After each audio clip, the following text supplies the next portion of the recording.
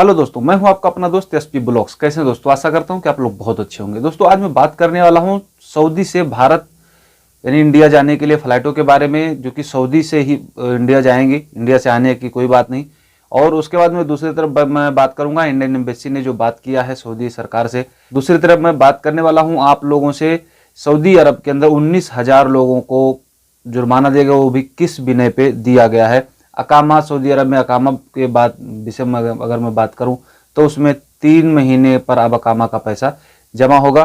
उधर मैं बात करूंगा कतर से जुड़ी हुई बातें, कतर और सऊदी अरब से जुड़ी हुई बातें। काफ़ी सारी ऐसी बातें हैं, थोड़ी वीडियो और भी मिक्स हो सकती है, थोड़ी वीडियो बड़ी भी हो सकती है, लेकिन वीडियो को स्किप मत करना, पूरी बात समझना और आप लोगों को बात समझ में आएगी। उधर मैं बात करूंगा दुबई से कुछ भाई जो हमारे हैं, काफ़ी लोग जो दुबई में फंसे हुए थे, वो लोग सऊदी अरब और कुवैत में 600 लोग पहुंच चुके हैं। किस बिना पे और किस तरीके से पहुंच चुके हैं, तो आप लोगों से मैं बात करता हूं इन्हीं सारे टॉपिक पर। तो आप लोग हमारे साथ वीडियो में बने रहिए। तो चलिए ना टाइम गंवाते हुए आप लोगों के साथ वीडियो को करते हैं स्टार्ट। दोस्तों, सबसे पहले मैं बता दूं इंडियन एम्बेसी के बारे में। तो इंडियन एम्बेसी ने फिर सऊदी सरकार से बातचीत की है। क्या बातचीत की है ये नहीं पता है, लेकिन उसमें कुछ ऐसा बताया गया है जहां जो आप यहाँ पर स्क्रीनशॉट में देख लीजिए, आपको पूरी डिटेल दिख रही है।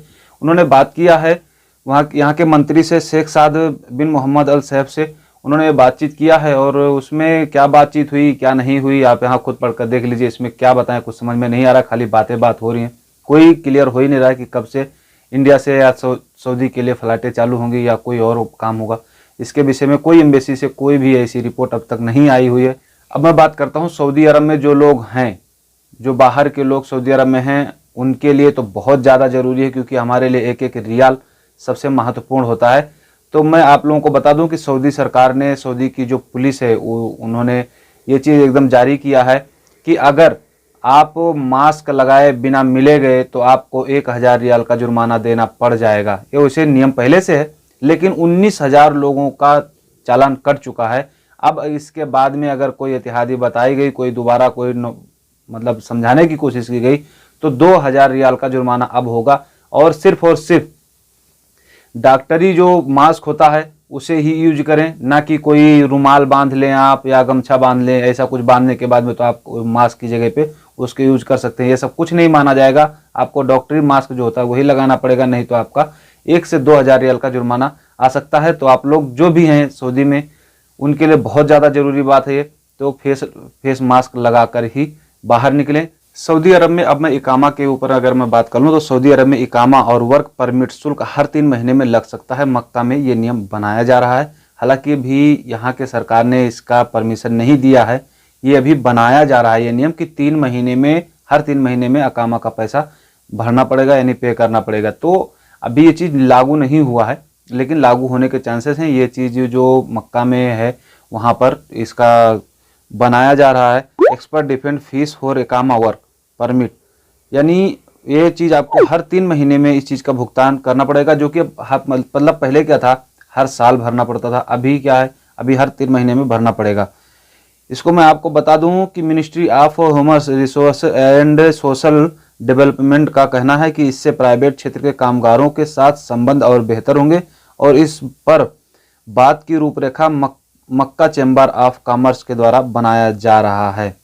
हालांकि मंत्रालय अभी भी हर 3 महीने पर भुगतान करने वाले विचार पर आखिरी सहमति नहीं जताया है और इस पर और भी विचार करने को कहा है। मंत्रालय ने कहा है यहाँ की सरकार ने कि इस पर और विचार किया जाए। अभी पूरी तरह से अनुमति नहीं है, लागू नहीं किया गया है, लेकिन इसके जो है नियम कानून बनाए जा रहे हैं कि हर 3 महीने में अकामा का पैसा भरा जाए। 1 साल वाला बंद किया जाए, हर 3 महीने पे अकामा का पैसा भरा जाए।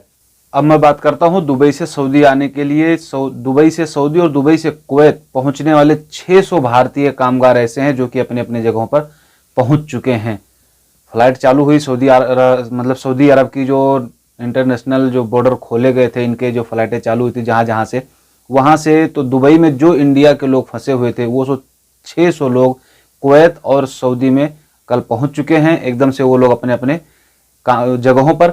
उसके बाद में अब उनका क्वारंटाइन होगा, जो भी जांच वगैरह है, RT-PCR का टेस्ट है, वो सारा कुछ मैंने पहले आपको वीडियो में बता रखा, वो सारा कुछ होगा। उसके बाद में वो लोग अपने अपने काम पर आराम से चले जाएंगे, कोई दिक्कत नहीं होगी। तो आप लोगों को भी देर मत कीजिए, जिसको भी इंडिया से सऊदी आना है आप लोग को भी देर मत कीजिए, ज़्यादा सोचिए मत। डायरेक्ट इंडिया से किसी एजेंट से मिलिए, इंडिया से दुबई, दुबई से सऊदी आ जाइए। नॉर्मल, कोई दिक्कत नहीं होगी। हालांकि अभी इंडिया से कोई भी डायरेक्ट फ्लाइट सऊदी के लिए नहीं है और 31 जनवरी तक इंडिया की जो सरकार है उन्होंने सारी फ्लाइटों को सस्पेंड कर रखा है। वहां पर कोई भी फ्लाइट इंडिया से अभी सऊदी की तरफ नहीं आएगी। इंडिया में भी काफ़ी सारे देशों से फ्लाइटें सस्पेंड हैं।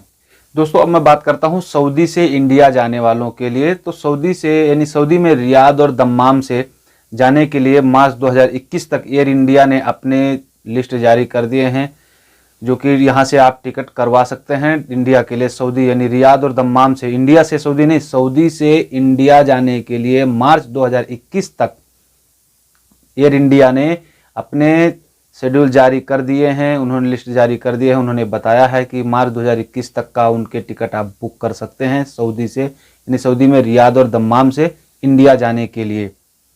तो आप अब एयर इंडिया के वेबसाइट पर जाकर एयर इंडिया का टिकट बुक कर सकते हैं और नॉर्मल तरीके से आप इंडिया जा सकते हैं। अब रजिस्ट्रेशन भी कराने की ज़रूरत नहीं पड़ती है, वंदे भारत मिशन का भी और एयर इंडिया का भी, किसी चीज़ का। बस सिर्फ एक बार एम्बेसी में थोड़ा संपर्क करके उसके बाद में सीधा आप जाइए किसी ट्रैवल एजेंट से निकालिए टिकट और उसके बाद में सीधा फ्लाइट में बैठे और घर चले जाइए। उधर दोस्तों अगर मैं आपसे बात करूं तो 5 जनवरी ब्रिटेन के प्रधानमंत्री बोरिस जॉनसन ने कोरोना वायरस महामारी के चलते फरवरी के मध्य तक एक नया लॉकडाउन लगा दिया है। लोगों से अपने घरों में रहने की अपील की है। दरअसल कोरोना वायरस के नए रूप के चलते यह महामारी और भी खतरनाक रूप ले चुकी है तथा और अधिक संक्रामक बन गई है।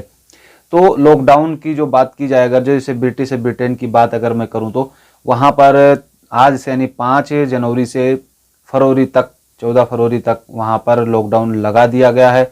वहाँ पर जैसे कि नए जो कोरोना वायरस थे वहाँ पर काफ़ी सारे पेशेंट फिर से पाए गए हैं और ये चीज़ बहुत परेशानी का जरिया रहा है। वहाँ पर मिले हैं तकरीबन 27,000 पेशेंट मिल चुके हैं ब्रिटेन में। यूके में 27,000 पेशेंट नए कोरोना वायरस के मिल चुके हैं, इसलिए उन्होंने फिर से लॉकडाउन लगा दिया है 5 जनवरी से लेकर 14 फरवरी तक और सबसे अपने अपने घरों में रहने की अपील भी की है। तो वहाँ से जाहिर सी बात है कि ये लॉकडाउन जब लग चुका है तो कोई भी चीज़ आवागमन तो हर चीज़ बंद ही हो गया, सिर्फ और सिर्फ कार्गो के काम चलेंगे, उसके बाद में बाकी सारा काम बंद हो गया है। तो इंडिया से अब इंडिया की सरकार क्या करती है, कैसे यूके जाना होगा या यूके से कैसे इंडिया आना होगा, इस चीज़ पे अभी कोई भी अपडेट नहीं है। लेकिन वहाँ पर लॉकडाउन लग चुका है 5 जनवरी से ही, यानी आज से लॉकडाउन वहाँ लग चुका है फरवरी मध्य यानी 14 फरवरी तक। अब मैं बताता हूँ एक ऐतिहासिक चीज़ जो सऊदी अरब से कतर के बीच में थे, मैं आपको पढ़ के सुनाता हूँ। सऊदी अरब ने ऐतिहासिक फैसला लेते हुए आज शाम से कतर के साथ लगने वाले सारे सीमाओं को फिर से चालू कर दिया है और जो पिछले 3 सालों से बंद थे। 3 साल पहले सऊदी अरब के आदेश के अनुसार कतर को अलग थलग करने के लिए हवाई और सड़क मार्ग के साथ साथ सारे लगने वाले अंतर्राष्ट्रीय सीमाओं को सील कर दिया गया था। यानी सऊदी से और कतर की जितनी सीमाएं थीं सारे रास्ते बंद कर दिए गए थे 3 साल पहले ही। लेकिन बड़े मशक्क़त के बाद में ये चीज़ कुवैत के शासक शेख नवाफ के प्रपोजल पर सऊदी अरब और कतर दोनों राजी हुए हैं। जो कुवैत के शासक हैं शेख नवाफ जी, उन्होंने ये चीज़ कहा है, उन्होंने सिफारिश की इन लोगों से, एक दूसरे को मिलाने में कोशिश किया है। तो ये चीज़ अब कतर से और सऊदी भी नॉर्मल आ जा सकते हैं, कोई दिक्कत नहीं होगी। अब सब चीज़ खुल चुका है, वो भी आज से ही। तो दोस्तों आशा करता हूँ कि हमारी बात आप लोगों के समझ में आई होगी। अगर हमारी बात आप लोगों के समझ में आई है तो चैनल को लाइक कीजिए, शेयर कीजिए और कमेंट कीजिए, चैनल को सब्सक्राइब भी कीजिए।